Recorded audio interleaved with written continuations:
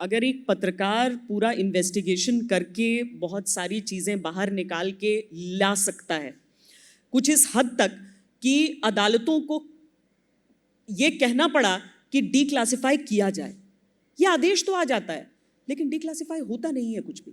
यहाँ तक कि फैज़ाबाद तत्कालीन अयोध्या में कई ऐसी चीज़ें निकाल कर रखी गई एक संदूक से जिन्हें अदालत ने कहा दिखा दो, पर वो दिखाया नहीं गया। सरकारों की क्या मजबूरियां हैं?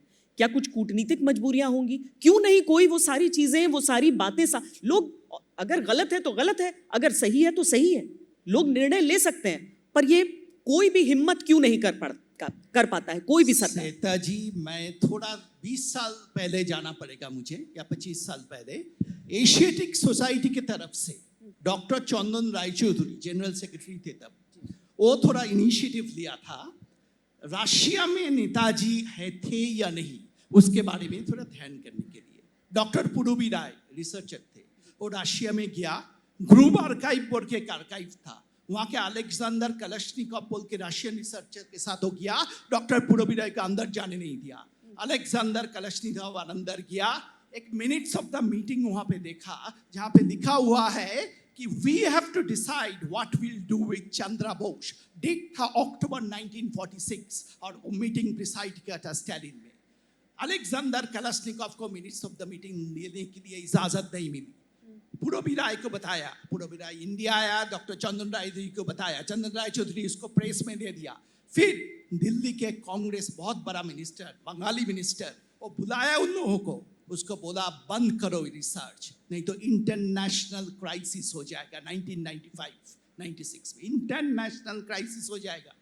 आज का बारे में सोच लीजिए, कुछ दिन पहले फैजाबाद कोई साधु था, वो नेताजी थे ये नहीं मुझे पता नहीं, उसका एक इलेक्ट्रोफेरोग्राम रिपोर्ट के बारे में एक एक्टिविस्ट शायक सेन, हमारा दोस्त चंद्रदा भी जानते हैं, वो एक आरटीआई किया था। वो इलेक्ट्रोफेरोग्राम रिपोर्ट आप पब्लिश करो, डिक्लासिफाई करो।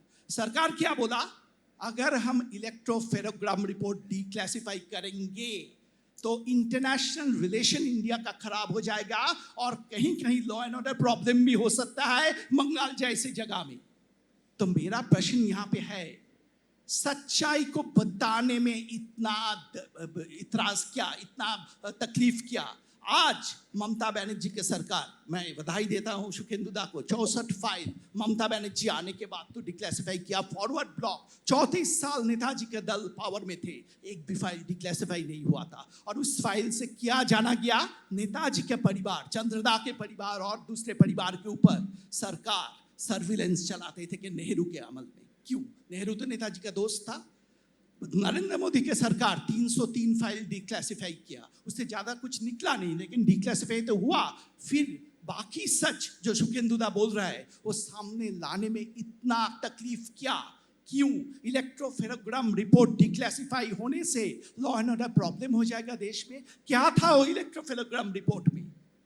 प्रश्न तो आता ही है। इतना छुपाई जाने बात क्या था नेताजी को लेके? सरकार क्यों साफ साफ लोगों को बता नहीं पाते हैं क्या हुआ था नेताजी के साथ? अगर उसका देहांत हुआ था 1945 18 अगस्त में, अच्छा बात है, एक इंक्वायरी कमीशन करो, प्रूफ दो, उसको दिखाओ। लेकिन आखिरी जो इंक्वायरी कमीशन बैठाया गया था सुप्रीम कोर्ट के, हाई कोर्ट या सुप्रीम कोर्ट के निर्देश पे, अटल बिहारी वाजपेयी का सरकार, जस्टिस मुखर्जी कमीशन, उसने साफ साफ बोला था नेताजी का देहांत किसी एयर क्रैश में नहीं हुआ था, क्योंकि 18 अगस्त 1945 को जस्टिस मुखर्जी कमीशन ने बताया कोई भी एयर क्रैश नहीं हुआ था।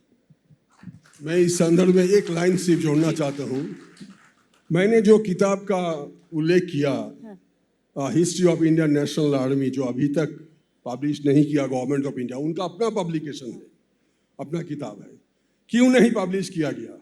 मेरे पास सरकार का, डिफेंस मिनिस्ट्री का एक नोट है, ऑफिशियल नोट है, उसका कॉपी, फोटो कॉपी, जिसमें बताया गया इस किताब को नहीं पब्लिश किया जाए। क्यों?